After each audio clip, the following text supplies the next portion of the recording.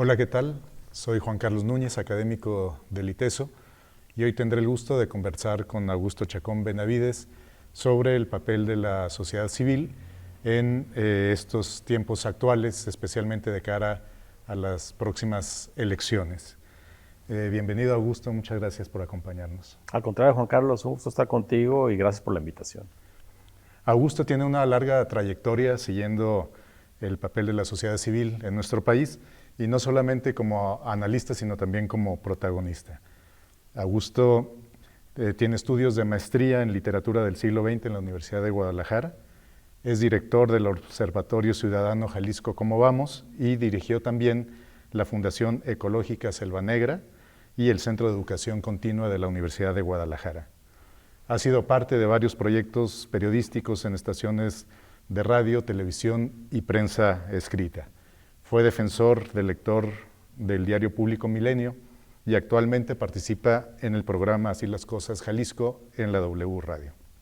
Augusto, antes de entrar al tema específico de las elecciones, me gustaría recordar un poco cuál ha sido el papel de la sociedad civil en la construcción de lo que se ha llamado la transición a la democracia en México, especialmente en los últimos años del siglo pasado y lo que llevamos de este. ¿Cuál ha sido ese papel de la sociedad civil?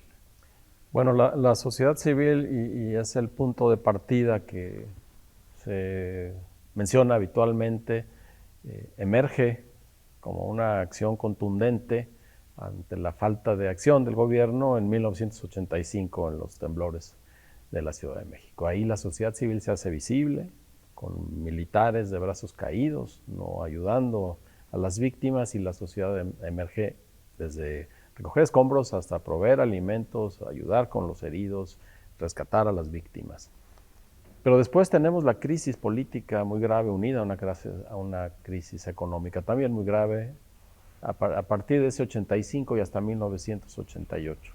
El sistema político mexicano regido por el PRI, y no solo el PRI, sino todos los actores políticos girando en torno a la manera de hacer del PRI, dice un ya basta, y es particularmente la sociedad civil, sí, encabezada por políticos, pero a final de cuentas quien da ese empujón contundente para la transición democrática es la sociedad civil, académicos, periodistas, opinadores, intelectuales que se unen para decir necesitamos pasar al mundo de la democracia. En 1988, en aquellas elecciones hizo crisis, el presidente Carlos Salinas llega con una gran ilegitimidad dada precisamente por la falta de democracia, por no confiar en los resultados, y entra al quite la sociedad civil hasta llegar, para acortar un poco la historia, a la creación del Instituto Federal Electoral, regido por una idea ciudadana, con leyes surgidas de propuestas ciudadanas, y así entramos a la democracia para que las ciudadanas y los ciudadanos tuviéramos el control, cuando menos, de lo que sucedía en las campañas electorales y durante las jornadas electorales y posterior emisión de las constancias de mayoría, regidas por ciudadanos de altísima legitimidad, con muchísima credibilidad y no cooptados en aquel momento todavía por la clase política. ¿Algo similar en el ámbito local ocurrió con las explosiones del 22 de abril en Jalisco? Fue algo similar, por supuesto, las explosiones del 22 de abril, el asesinato del cardenal Posadas, hacen la emergencia de la sociedad civil, que tiene que ver sobre todo y en buena medida con los derechos humanos. En Guadalajara fue muy imponente la irrupción de los derechos humanos a principios de los 90, con organizaciones primero ciudadanas que llevan de la mano de lo que se construyó en la escala federal a la creación de la Comisión Estatal de Derechos Humanos. Y sí, las explosiones del 22 de abril también demostraron la incapacidad, ahí ya no solo de las autoridades para intervenir luego de las explosiones, sino previo, cuando no hubo la prevención necesaria, cuando era sabido que aquello era de un gran riesgo. Las autoridades no solo fallaron en eso, sino que comenzaron a perder una grandísima legitimidad, y así emerge la sociedad civil. En esos casos con mucha fuerza, y en el caso específicamente electoral había una preocupación común muy legítima, que era lo básico de la democracia, que no se robaran las urnas, que se respetara el voto, que se contaran bien. Y había pues todas estas organizaciones y movimientos como Alianza Cívica. Sí. ¿Qué pasó después de que se lograron estos avances, de que se constituyó el Instituto Federal Electoral, los consejos electorales en los estados? Parecía como que ya habíamos logrado una causa común que nos unía a muchos. Sí, bueno, primero lo que se logró es que los ciudadanos confiaran en los resultados de la elección, que había un acotamiento del poder de los partidos políticos, de la intervención del gobierno a partir de la intervención. Eso de entrada se logra, pero nos quedamos en ese punto, en una transición transición democrático-electoral que no se convirtió en un gobierno democrático, una democracia para tener gobiernos democráticos. Nos quedamos en ese intríngulis y no fuimos a más. Creo que el empuje de la sociedad civil logró que en el año 2000, al fin, el gran gesto que estábamos esperando luego de 70 años se cumpliera, sacar al PRI de los pinos, que fue la consigna con la que el PAN ganó la elección aquella vez, pero se quedó corto. La transición sí fue electoral, sí teníamos un instituto electoral confiable, un presidente de la República que decidió acotarse a las reglas electorales puestas, pero no fuimos a más. A pesar del empuje de la sociedad civil que ya había emergido en muchos campos, también a principios de los 90 el movimiento ambiental fue muy importante desde la sociedad civil. Después esos ciudadanos se incorporan al gobierno y hay un movimiento importante que también surge de la sociedad civil, pero no fuimos a mucho más. Después nos quedamos más bien en la parte formal. Nos quedamos en la parte procedimental de las elecciones particularmente, y la democracia no fue más allá. Esta transición, lo decías ahora, propició que los nuevos gobiernos llamaran a sus filas a gente que era líder o formaba parte de organizaciones de la sociedad civil. Algunos piensan que con buena voluntad de querer realmente avanzar en esos temas, otros quizá por cooptarlos y que no les estuvieran molestando en sus proyectos. ¿Cómo evalúas este proceso? ¿Eso debilitó a la sociedad civil? Yo creo que hubo de todo, que hubo una intención de cooptar y hubo una buena intención de decir, bueno, esas voces que desde fuera del gobierno y esas acciones que desde fuera del gobierno tienen incidencia en la sociedad, pues vamos a traerlas para que lo hagan aquí internamente. Esa falta de que de la democracia en haciendo gobiernos eficaces, gobiernos efectivos, hace que estas incorporaciones de agentes de la sociedad civil al gobierno pasen prácticamente inadvertidas. Esto sumado a que hubo no solo cooptación de sociedad civil, sino se inundaron los gobiernos de una supuestos tecnócratas para conducir gobiernos de una manera distinta, gente con posgrado, gente que incluso con posgrados del extranjero, y es esa mezcla de sociedad civil que me parece que las confundimos de repente un poco entre estos tecnócratas que llegan, sí, no de la carrera política tradicional, pero que les prestan programas sociales o programas políticos para hacer, mezclados con sociedad civil, pero no logra el gobierno ni la legitimidad buscada, ni la eficacia que los ciudadanos necesitábamos. Sí, hubo esa cooptación, y donde no fue cooptación, aprendimos una cosa, me parece, desde la sociedad civil, y a mí me gusta decirlo, que a final de cuentas el monstruo tiene sus razones. El monstruo llamado gobierno hace lo que hace por ciertas razones que se conocen desde adentro y que desde afuera no vemos, pero que desde afuera tenemos que exigir, incluso lo que no se puede. Y entonces ese monstruo hace que las incorporaciones desde la sociedad civil se diluyan, se empiezan a mimetizar o simplemente son ineficaces sus intervenciones o su incidencia, mientras la sociedad civil fuera del gobierno siguió con una incidencia importante. Y pensamos en sociedad civil en términos políticos, pero está la sociedad civil que hace trabajo medioambiental, que atiende poblaciones vulnerables, que está, por ejemplo, con las comunidades de los pueblos originarios. Hay muchísima sociedad llenando los huecos de lo que los gobiernos, los tres órdenes de gobierno del Estado, no están pudiendo llenar. ¿Y es ya una sociedad civil más organizada, quizá más profesionalizada, más especializada en diversos ámbitos? Sí, hubo y hay un movimiento hacia la profesionalización, pero y que pasa también por una reflexión que yo digo empieza de índole moral, es decir, nosotros desde la sociedad civil vamos a hacer el bien, y porque somos sociedad civil, el bien está automáticamente dado. No siempre es así, pero a final de cuentas esa era la consigna. el gobierno hace las cosas mal y a veces con perversidad y nosotros las hacemos bien o regular, pero siempre desde la bondad. Y no es así. Creo que la sociedad civil dio un paso a la profesionalización, a preocuparse por entender el fenómeno al que estaban atendiendo, de cualquier naturaleza, y ese fenómeno en relación con las instituciones que tenemos y las posibilidades de acción de la sociedad civil.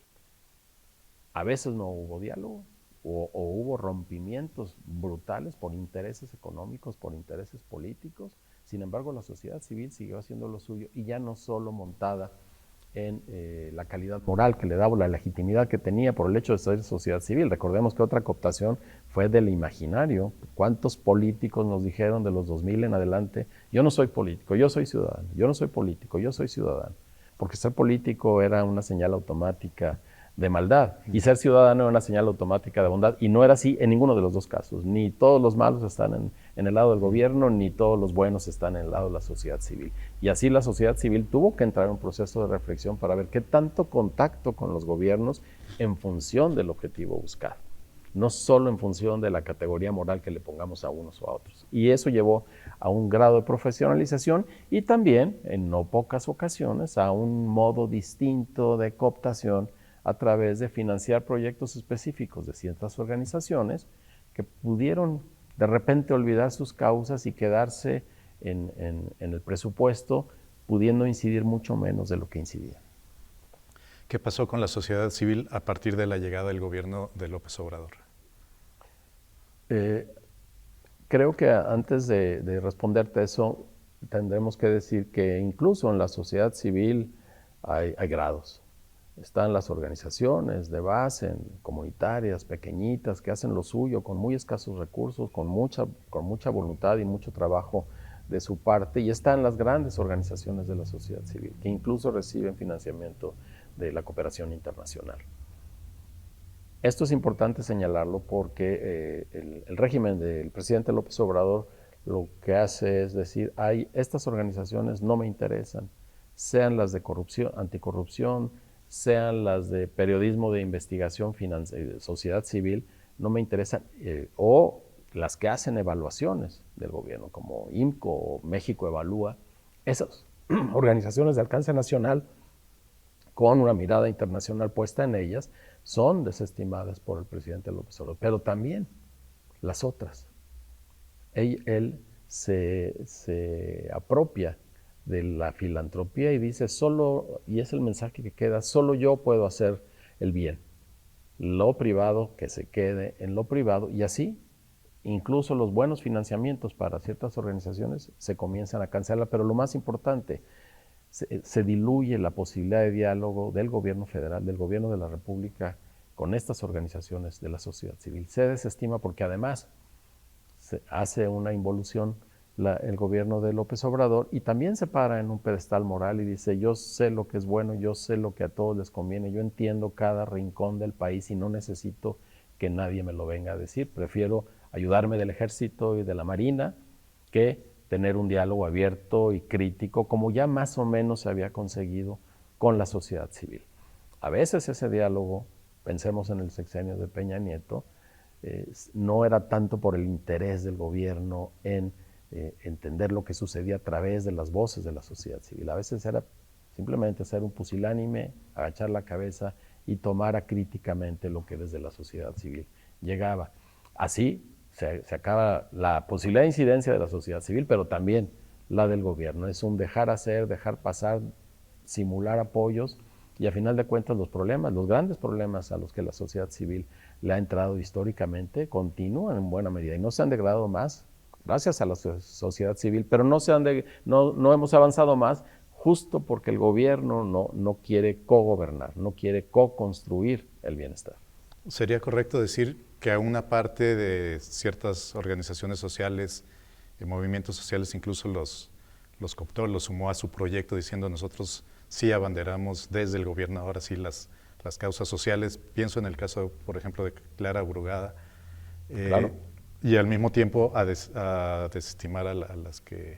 Claro, y es un movimiento que no es nuevo. Recordemos que lo que se hizo con los movimientos de base en la Ciudad de México, en aquel tiempo todavía llamada Distrito Federal, Vienen desde el gobierno de Manuel Camacho Solís, con Carlos Salinas en la presidencia, con Marcelo Ebrard como segundo de Manuel Camacho, que ellos, después de los temblores, cooptan a las personas que estaban luchando por vivienda, por mejores servicios, se habían quedado sin casa. El movimiento de los Francisco Villa y todos esos movimientos sociales empiezan a ser incorporados desde los tiempos de Camacho y pasan de manera natural al PRD con el primer triunfo de la izquierda en la Ciudad de México, y así quedan cooptados. Sí, Clara Brugada es el más claro ejemplo, pero hay otros.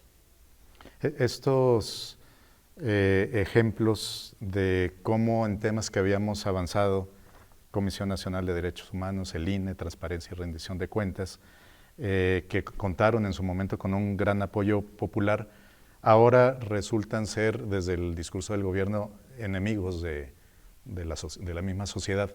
¿Cómo podemos entender esto y cómo mucha gente se lo puede creer? Y eso es importante que lo rescates, porque hablamos de la incidencia de la sociedad civil en la democracia o en el juego de la democracia, al menos electoral, pero en los derechos humanos, ya lo tocamos, en transparencia sin duda fue un movimiento empujado por la sociedad civil. Transparencia, rendición de cuentas y protección de datos personales, que es lo nuevo que se incorporó desde estos organismos autónomos que creamos para sí tener presupuesto público, pero al mismo tiempo liberarse de las presiones políticas y de los vaivenes sexenales. Tiene que ver esto que se desestima en que sí hay un discurso anticorrupción, pero no hay acciones anticorrupción.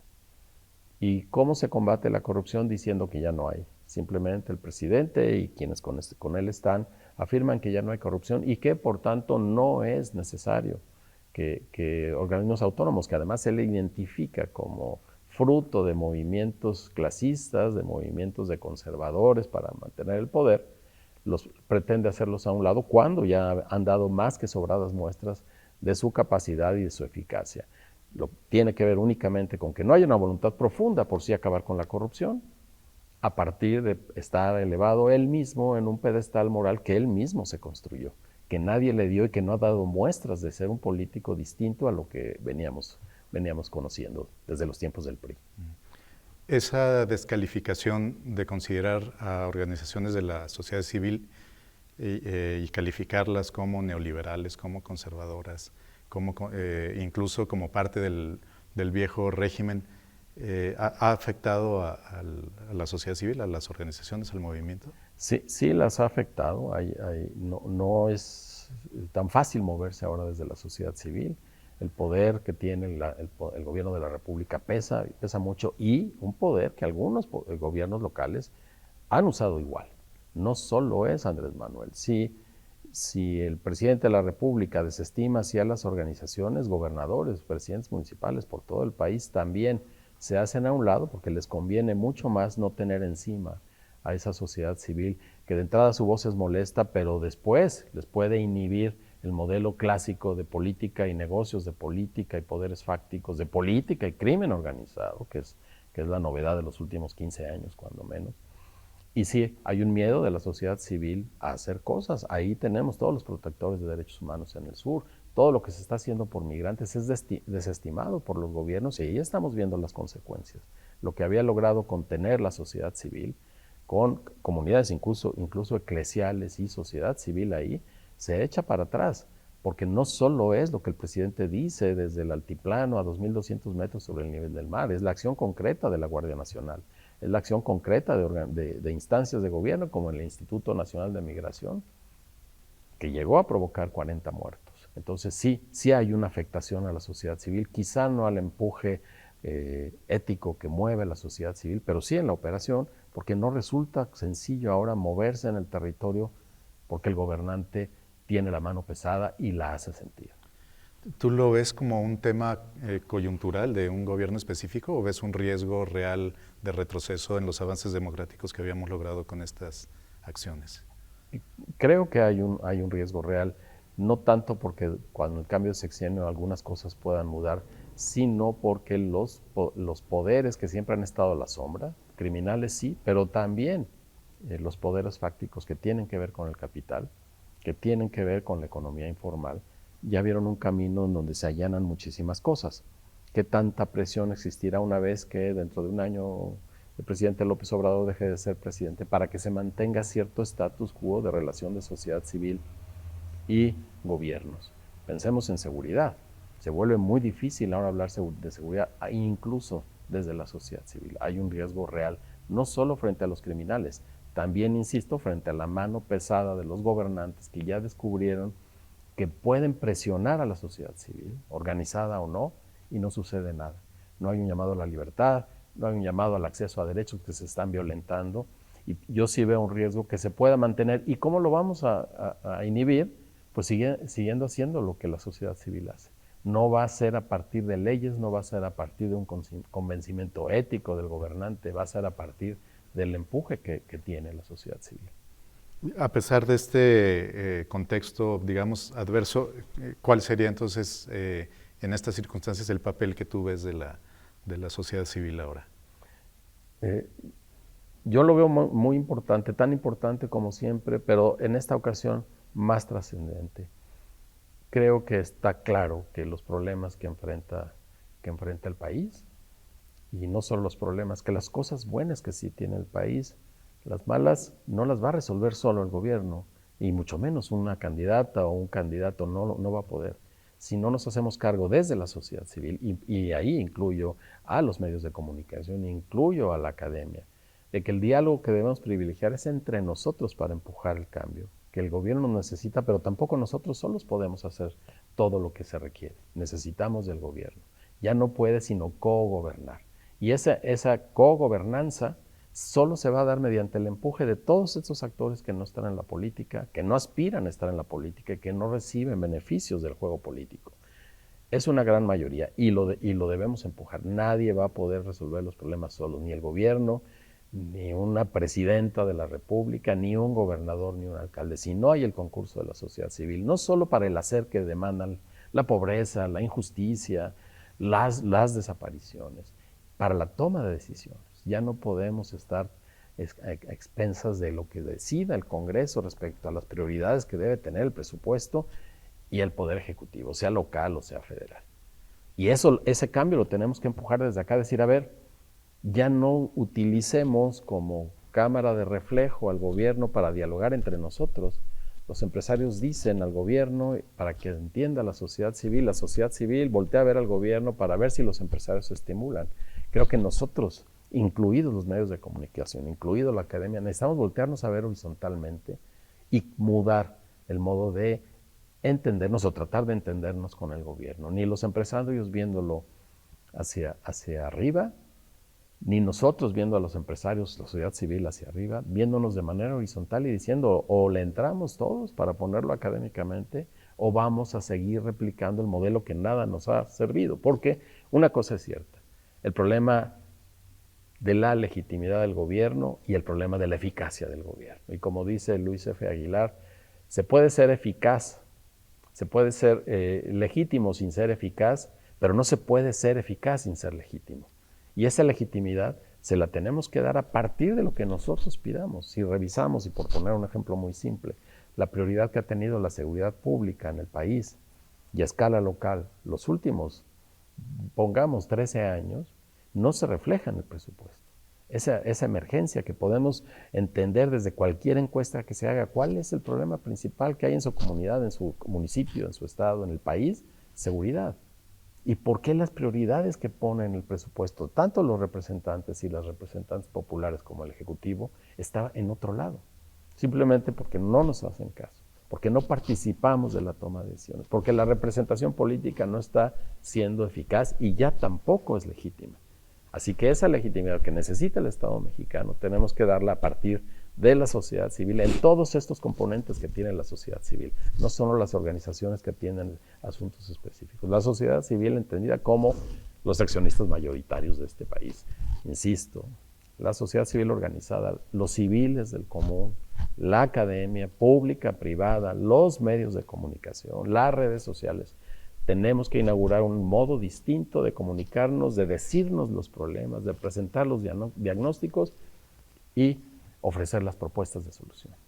La necesidad es clara, sin embargo, en un contexto de un gobierno con altísima popularidad y apoyo de estos mismos ciudadanos y una descalificación donde las organizaciones o los grupos que están impulsando agendas con más claridad se ven como enemigos, no parece ser un panorama como muy alentador. Si no lo es, si nos quedamos mirando al gobierno, si pensamos que del gobierno van a venir las soluciones, es más, si pensamos que el gobierno tiene toda la obligación de todos los problemas, no es así. Primero, no puede, y segundo, no es así, porque tenemos que reconocer que también desde la sociedad civil hemos pecado y que muchos de los problemas, o muchos de los problemas que enfrentamos tienen un germen en la sociedad. Pero el gobierno, los gobiernos se han preocupado porque el puente que hay entre la sociedad y las instancias legales, el Estado de Derecho, está pervertido, el espacio público está roto. Los códigos que nos unirían a partir de la Constitución, incluso los códigos de convivencia, no aplican en el espacio público, porque ahí está cooptado por otras personas. ¿Y cómo reconstituirlos? Hay que construir con el mismo mecanismo. El trabajo que tenemos que tener entre nosotros y buscar incidir en la toma de decisiones, ya no insisto, ya no solo en lo que se haga, sino en la toma de decisiones, a partir de que tenemos valores compartidos, que sí los hay, a partir de que los sujetos puedan poner en juego sus sueños y sus anhelos, no solo la supervivencia, y no estoy hablando de supervivencia económica, en todos sentidos. Estamos hechos para adentro, estamos hechos puertas adentro, espiritualmente para nosotros mismos. Y eso solo se va a cambiar mirándonos a los ojos de iguales, todos estos componentes de la sociedad civil. Si nos quedamos constantemente mirando al gobierno lo que no hace, lo que no dice, lo que deja pasar y esperar a que el siguiente lo haga, no va a suceder. El gobierno ya demostró su altísima ineficacia y además su altísima ilegitimidad. Y ese constante mirar al gobierno se refleja particularmente en este sexenio porque nos incomoda la popularidad de López Obrador. Queremos que lo que acá estamos evaluando se refleje en que la gente ya no lo quiera, sin ver que son dos fenómenos completamente distintos. ¿Qué nos importa la popularidad de López Obrador? Como si nos preocupara la de un cantante o la de cualquiera. Las cosas que está haciendo mal, la gente las reconoce, en cualquier encuesta las reconoce. Que no nos preocupe la popularidad, que nos preocupe que construyamos una masa de tal peso que tenga que voltear él y quien siga, él y los gobernadores, él y los presidentes municipales, él y el Poder Judicial y el Poder Legislativo. Pero es a partir de lo que nosotros empujemos aquí, porque puede haber una organización, y somos cíclicos en las organizaciones de la sociedad civil, que de pronto sean muy pesadas, que su voz se escuche, que los inviten a dialogar a las casas de gobierno, al Palacio Nacional, y no pasa nada. Nos conformamos con ese derecho de picaporte que conseguimos a partir de nuestras causas. No, necesitamos hablarnos desde acá y hablarnos intensamente y obligar que el dinero que es de todos, que las fuerzas de seguridad que son de todos, actúen en función de las prioridades que acá identifiquemos y que mediante el diálogo y por supuesto apegados a la ley, le propongamos a los gobernantes resolver. Pero ese empuje tiene que ser un empuje finalmente grande para que se puedan mover, porque si no, no se van a mover ellos. Tiene que ser muy grande, pero creo que es un asunto también de la sociedad civil de ver que lo hacemos y lo empujamos, no que cada quien estemos empujando no solo nuestra agenda, que eso me parecería sano, sino los modos de empujarla.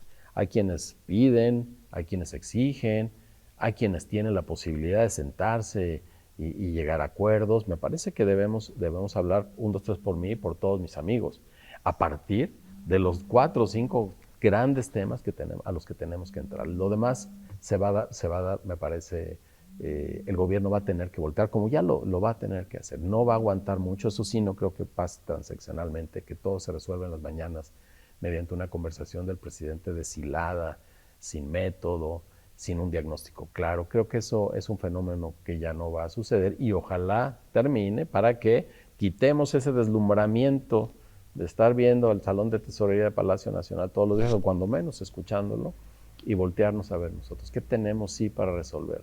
Pues tenemos gobiernos que no han resuelto, pues no, nos toca obligarlos, pero también nos toca hacernos cargo de la parte que nos corresponde, y hay un ejemplo muy a la mano, lo platicábamos esta semana. El problema de la diabetes en México es tremendo, la cantidad de muertes que provoca, pero hay una dosis de responsabilidad personal y social. que nos dejamos ir con mala alimentación, con nada de ejercicio, pero volteamos cuando ya la emergencia está, gobierno resuelve esto, Secretaría de Salud, no estás atendiendo esto. Ese tipo de reflexión también necesita venir desde la sociedad civil, que con nuestro reconocernos pecadores en función de los problemas que estamos evaluando. Porque es muy bonito decir, no, yo lo estoy haciendo todo muy bien, pero al gobierno qué malo es. Sí, el gobierno es malo y creo que no se lo vamos a quitar, pero de veras estaremos nosotros haciendo todo bien, tenemos diagnósticos correctos, tomamos suficientemente el pulso del tema que atendemos, no solo en cantidad, sino en calidad. Hay otros actores, otros agentes de la sociedad haciendo lo mismo y viéndolo de otra manera. Creo que hay datos para estar pesimistas, pero también los hay para estar optimistas. A final de cuentas, creo que un asidero es que somos una economía muy potente.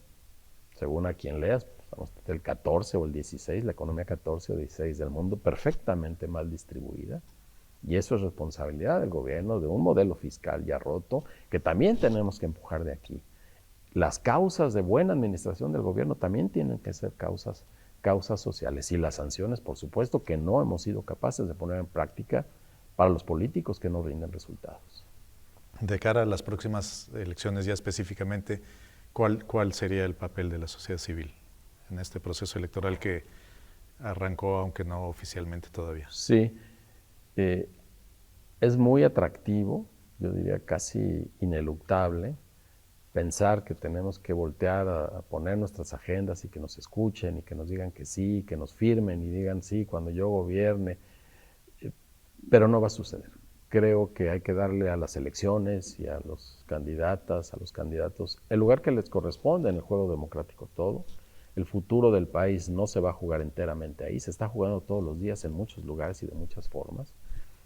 Hay que pedirles austeridad en las campañas, hay que poner las agendas, pero ponerlas primero entre nosotros, estar de acuerdo que esa es la agenda. No la sociedad civil con más voz va a imponer una agenda, o no la sociedad civil a la que los candidatos les van a decir que sí a todo, que todo lo que les pidamos ahorita es propicio para que sea así. Por lo pronto hay un movimiento fuerte que tiene que ver con la sociedad civil para estimular la participación en las elecciones. Particularmente los jóvenes. Hay un gran clamor para que los jóvenes se incorporen, al menos a votar, y así mudar la inercia que nos ha llevado. Pero eso es apenas lo electoral. Yo creo que si se consigue esa participación que rebase el 65%, habremos logrado mucho. Pero ojalá la consigamos sabiendo que, y lo publiqué hace poco, que después del día de la elección hay un después. Hay un día después. ¿Qué con ese día después? Bueno, ya ganó. ¿Quién haya ganado? ¿Quién se va a ir con su universidad a otra parte? ¿Quién se va a ir con sus empresas, con sus familias, con sus sueños a otra parte porque no ganó su candidato? Eso no sucede. Sin embargo, se queda un rencor muy fuerte porque perdemos de vista que lo importante es lo que sucede el día después de la elección. Lo importante con los programas que se van a poner en juego, lo importante con el diálogo entre poderes que no existe ya, que están sometidos al presidente o al gobernador o a los gobernadores, están sometidos, no hay un diálogo democrático y no hay un gobierno democrático. Ese día después debería ser la inauguración de un gobierno democrático, no de una elección democráticamente elegida, si llega a suceder o si es legítima. Lo importante está después y que no perdamos de vista, que no caigamos en el pensamiento mágico de esta candidata nos va a resolver los problemas, no, esta nos va a resolver, no, ni ella ni las dos juntas, si mencionáramos a Claudia Sheinbaum y a Xóchitl Gálvez, ni las dos juntas cogobernando podrían resolver los problemas sin nosotros, sin nosotras. Y eso lo debemos interiorizar. El día después de la elección es más importante que el de la elección misma. Y contrariamente parece que estamos más centrados, empezando por los propios políticos y por la atención que les brindamos al proceso electoral, a quién va a ser el candidato, y no a todos estos temas que nos afectan, que nos importan y que pareciera que los estamos... Así es, que los posponemos para ver si gana nuestra candidata o nuestro candidato. Sí, les hacemos el juego, tal cual les hacemos el juego, los ponemos en el centro, lo que digan, lo que hagan, con quién se reúnan, además con análisis muy simplistas de la relación política, y eso es lo que nos importa. Si ya decidió quién va a ser el candidato, si no ha decidido quién va a ser el candidato, si aquel dijo yo, si el otro dijo, eso realmente no es importante. Ni siquiera para los partidos, que además son instancias que están de salida aquí y en el mundo. Los partidos políticos ya no juegan el rol que deberían jugar.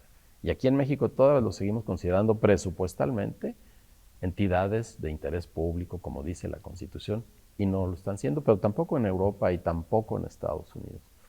Y a pesar de que lo sabemos y de que no es menor el desprecio que sentimos hacia los partidos políticos, cada que viene el proceso electoral les hacemos el juego y estamos atentos y les ponemos los reflectores y nos interesa muchísimo lo que diga uno, lo que diga el otro, sin darnos cuenta que esos que están buscando trascender en las elecciones tienen responsabilidades muy concretas en territorio específico donde vive la gente, presidentes municipales, gubernaturas, y están perfectamente distraídos, o senadores o diputados, perfectamente distraídos haciendo el juego y nosotros haciendo el juego pensando que si nos concentramos en ellas, si nos concentramos en ellos, si los vemos intensamente, si logramos que nos escuchen, nos van a hacer el milagro de que gane alguien que al fin cambie las cosas y así ya acumulamos un siglo de espera sexenio tras sexenio y los cambios que hemos visto no corresponden con el nivel ni cultural, ni social, ni económico del país, solo corresponden con el nivel político que sobre todo ha fijado el juego por el poder. Si ya llevamos tanto tiempo en este círculo, ¿cómo romperlo? Porque pareciera que estamos esperando que nos resuelvan o no encontramos las vías. Está clara la importancia que tenemos de asumir nuestro rol como ciudadanos, ciudadanas, pero luego, ¿cuáles pueden ser los caminos? Yo creo que el primer camino es reinventar la brújula. El norte no lo marcan los gobiernos, el norte lo tenemos que marcar nosotros. Insisto, no para prescindir de los gobiernos, y quién sabe, pero de entrada no prescindir de los gobiernos. El norte lo debemos marcar nosotros, de comunidad en comunidad, de municipio en municipio, o de grupo de municipios, estados, pero no. Nos ponen la brújula y nos dicen está para allá, y ese para allá, curiosamente, en ese coinciden todos los miembros de la clase política. Todos apuntan hacia el mismo lugar, mejores presupuestos para ellos, más asientos pagados con el erario para ellos y su grupo, y los problemas siguen quedando ahí. Creo que debemos, el camino para cambiar es decir, a ver, el norte lo vamos a fijar nosotros, y la brújula nosotros la controlamos, y decimos para dónde queremos ir. No va a ser sencillo, porque el poder es contundente, y además es atractivo, nos deslumbra y nos quedamos mirándole como inevitable. Creo que cuando podamos mirar las cosas, decirnos las cosas de otra forma, los empresarios jugarán un rol muy importante cuando volteen a ver a la sociedad civil, no por la noción de responsabilidad social, no, simplemente por un asunto de comunidad, porque aquí vivimos, porque aquí hacemos nuestro negocio, porque aquí vamos a crecer, porque aquí nos desarrollamos, nos divertimos, etc. Cuando ellos dejen de mirar, porque ha sido en buena medida por interés para muchos de ellos, al gobierno, para seguir teniendo prebendas o para al menos no verse amenazados y volteemos a vernos entre nosotros, creo que las cosas van a cambiar.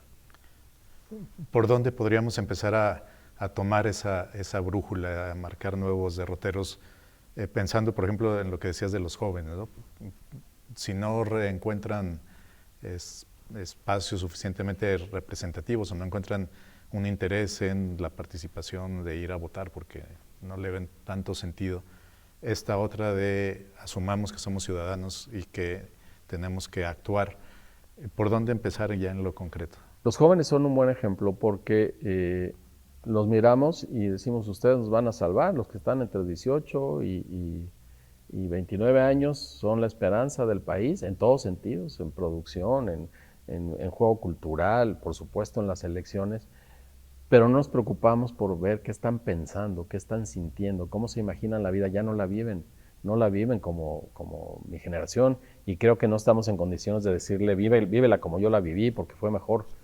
Y no nos hemos preocupado por escucharlos y ver cuáles son sus expectativas. Les seguimos marcando un rumbo que quizá no les gusta, incluso en el modelo educativo, de todos los niveles, desde la educación básica hasta la educación superior. Les seguimos marcando un rumbo y los jóvenes ya de manera automática voltean más allá de las fronteras, se hacen más allá de las fronteras, sus conversaciones son de otro modo. Y lo pongo como ejemplo porque lo que necesitamos primero es escuchar a los demás, no salir con las fórmulas que a mí o a ti o a cualquiera de nosotros nos parezcan las ideales. Creo que en la escucha y que los otros puedan escuchar podemos encontrar el camino. a partir, insisto, de decirnos las cosas y compartir un código, primero un código de comunicación y segundo unos valores compartidos, que sí los hay, pero se han difuminado. Tendremos que aprender o reaprender a dialogar. No sé si alguna vez lo supimos, porque parece que están, como te decía hace rato, rotos muchos diálogos. Sí, yo creo que tenemos que reaprender a dialogar y dialogar solo se aprende dialogando, no tomando fórmulas, diciendo, a ver, voy a escucharte y te pido que tú me escuches.